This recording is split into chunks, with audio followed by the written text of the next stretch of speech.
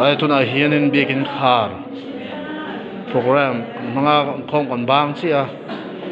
refreshment an ei dona mi zo hian scan session an mang la don ni mi som thum pan hi lai kan lein khoma khom kan thanam khop mai alom khop mai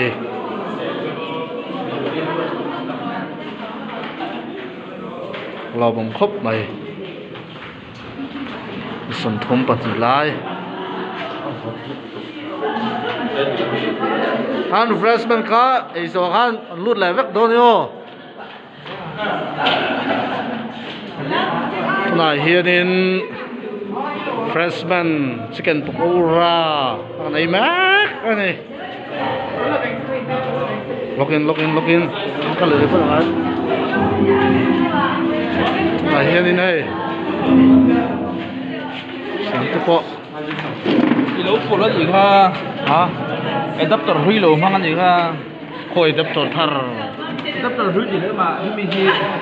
thì bắt thum cái này ta này ho anh tắm này lỗ fit đây này ha ai tu na hianin bi sa po ai de ho don le chưa cái tờ bao cái fit à de ho hoi tum le oni sei mo suanin voinin wam tiam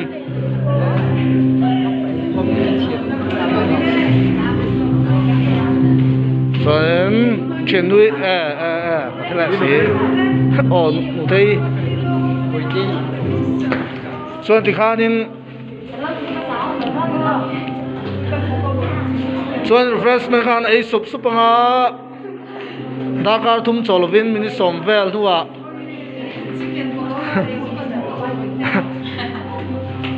thì khan in do non zel thei mai thei a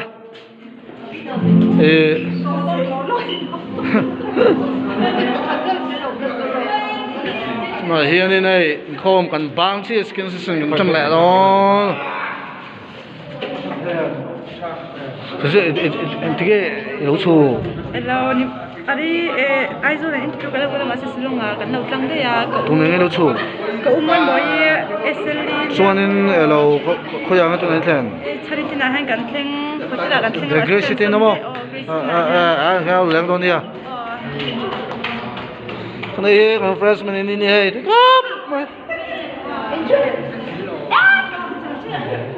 ham luôn là phải là lúc rồi đấy sini ha một bên phải là lúc à ở chỗ này hiện freshman anh ấy mấy ba cái đó cho nên scan session anh chắc là đó là freshman đi Salmon program mga skills na so ni tunge hozon kha tin ba din me ki so ni sai thi tak tak mo sai don ni kom bele lo la kun mo ki kom mo kun mo ki kom mo ke kun mo ki so ni nei mun na ye loi khom bang ba veng pui tung in leng kom bang bang có môi bui ni mo ki kan program han ji song te te ki kom mo là skills na hin sen ka kan hum do ni ji nei tu man ki lo cái vấn đề khác cô lúc tham gia vấn đề này là sen cái rồi con nó với má sáng cùng con tổ bay nghe với những người bên thiền cùng ra con đi bay tập trung vào không sản đâu anh chỉ là con này cái freshman cái này cái thủ là cái ra cái ở bên mẹ sốt sốt cái này cho nên hay là việc làm ca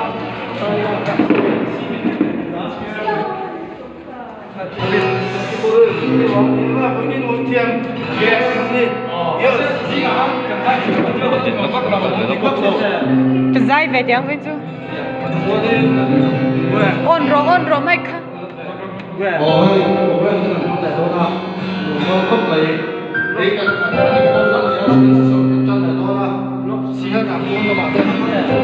ôn rồi mai khá thế vậy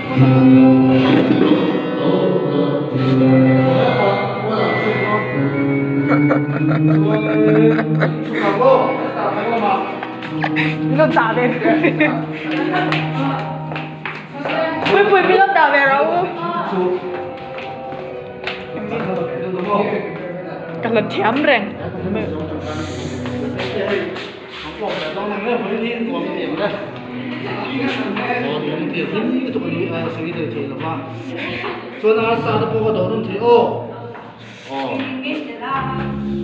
ส่วนไอ้แล้วก็มา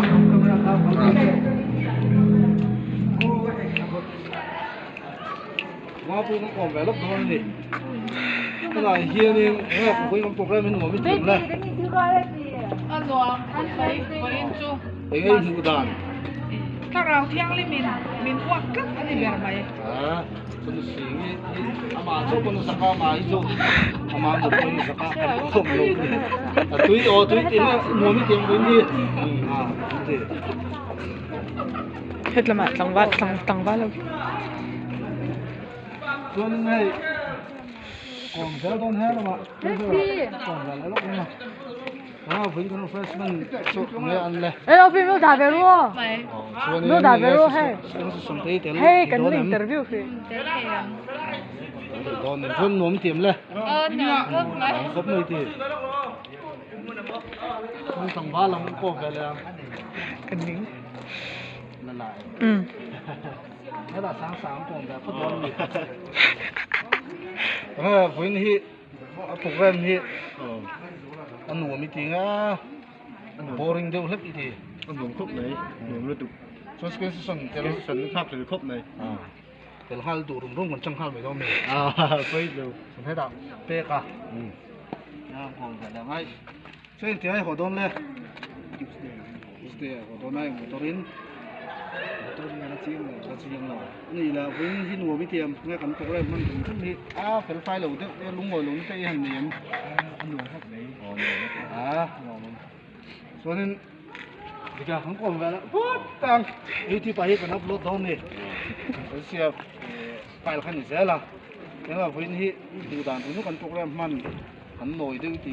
anh được mồm này thì hắn được anh nuôi cái gì anh anh có thể có thằng gì cho nên cái sản phẩm kéo thì đó nằm đây chéo thiện mồm này to hắn tôi ngay đó nè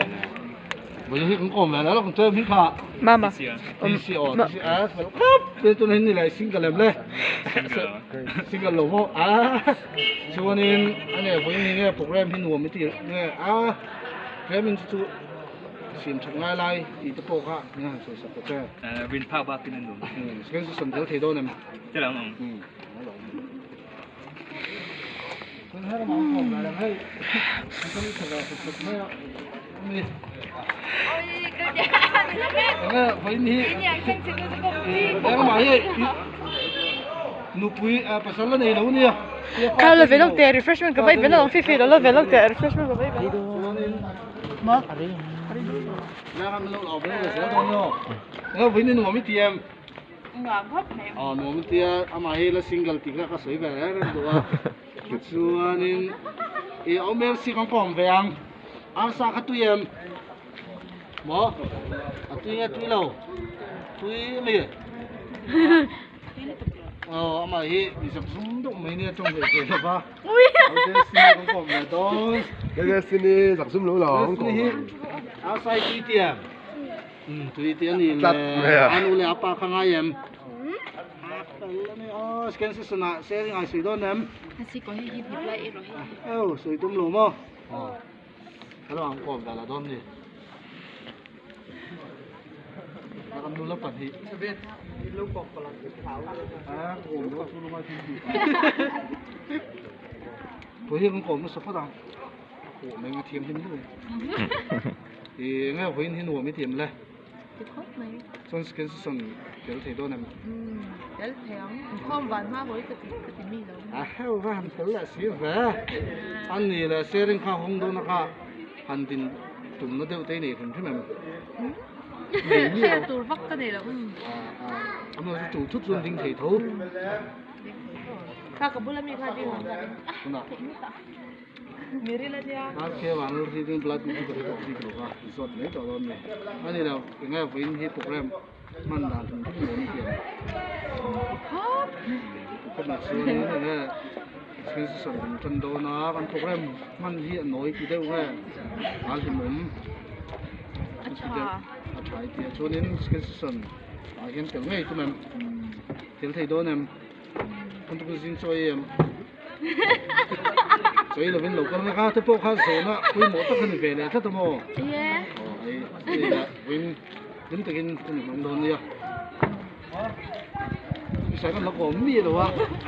ก็ไม่ใช่มาซื้อเรากินน้ำแหนมเองครับ 哦，啊，回你，现在跟做个们兄弟，我说的做个那一点个啊，他到了你这个地方，给他看个是，这是跟什么原因？这个种个，那人为那种个。 ล่าสุดก็การถ้าตรวจแค่ก่อนหน้ามาเชื่อ就จะขึ้น 别说我水腿泄漏，啊，这个很多你啊，那当然了，反正。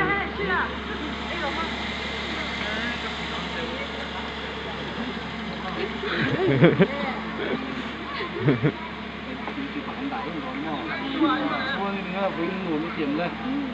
那里了，跟是什么？现在那条。 几多呢？啊，那条跟起来好多，做好不？啊，都没咁多嘅，都見好多啲哦。咁呢個碌過咩嚟嘛？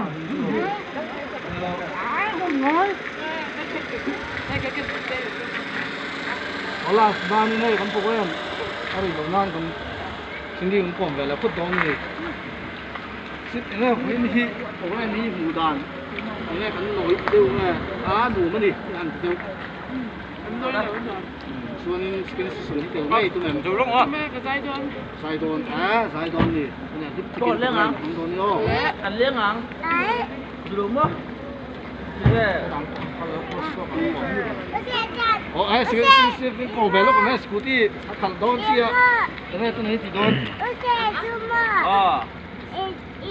เราก็รอทีลาดูเข้ามา ngay tôi thấy เบสกิตเขาบอกลงเหรอ cái cái đó này với những người mới tiệp lên งานหนู không พ có บเลย húp mới hay cái sườn này hiện tiểu ngay tụi mình ก็จะหลัง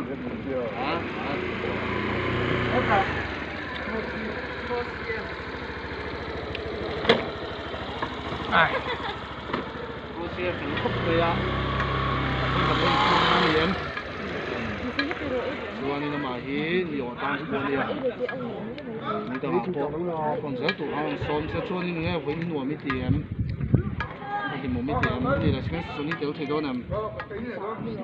à số phía thằng ai tiểu ngay từ khai cái đủ sẵn là ta hàng bốc chơi đi đúng kinh tiền thế nan cho nên first man tôi tiếng à thì ai tôi có xiêm trà thì lúc cái này về thì mình dùng ôi trà lỏng mà khác cái program mình thấy anh ấy àนี่ขนาดกันโลเล็บเลี้ยงอ่ะไม่ใช่ดอกกุ่มพวกนี้ต่อไม่ใช่ดิส่วนนี้เราที่ตัวส่งแต่วันนี้ก็เช้าละโซโล่อีเช้าละเราทงซิงเช้าละ就是关于拜拜了呢。